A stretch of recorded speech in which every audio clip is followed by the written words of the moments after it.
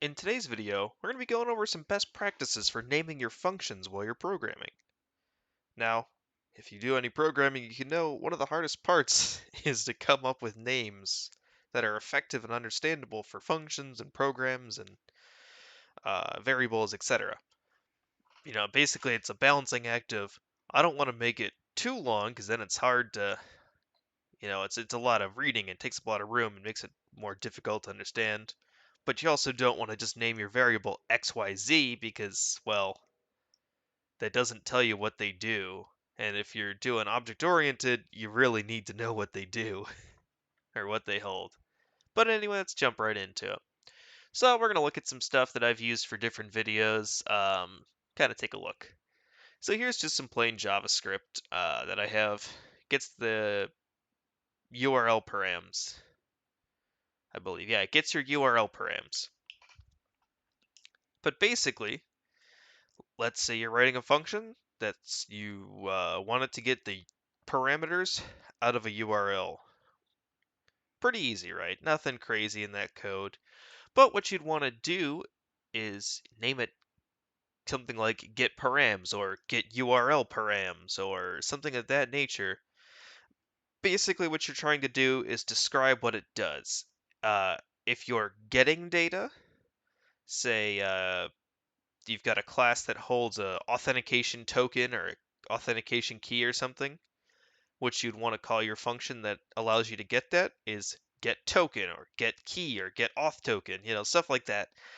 Basically, pretty simple explanations of what it does without going too deep into it. And you wouldn't want to be like get authentication token for XIZ. Blah, blah, blah. You don't want to add reasons. You just want to add exactly what it does. Or let's say, you have a separate class that updates that token or whatever. Well, what you'd want to do is the function to do that, you might want to call it set token, update token, update auth token, set auth token, stuff like that. If it's a get, if you're getting data, you always want to call it a get XYZ, whatever you're getting. Um, if you're setting data, you or updating data, you always want to call it set or update. Basically, so the next guy down the line or the next person down the line can understand, okay, well, that gets the data, that sets the data. If I need to get an auth token for something, that function will get it because it says it does. Um, Another thing you can do if you're using like a Windows Forms kind of deal, if you want to have a function specific for maybe a button click, what you would do is, so this is another little project I was working on just for fun, just to learn C# and a little bit of this. Basically, I have it called, so I have a button that opens up the file directory or a file dialog, and I called the button file button. But basically, it's called select file button underscore click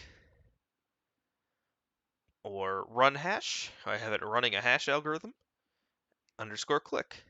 But basically, the idea is you want to have action what it's basically you have the action of what it's doing.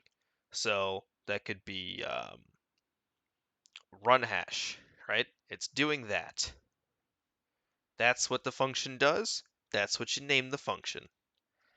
Pretty simple stuff like that. It goes a very long way in helping you understand, uh, or helping you understand in the future, because even a week from now, you might not remember what it does if you take a couple days off, or even if you don't, you might forget.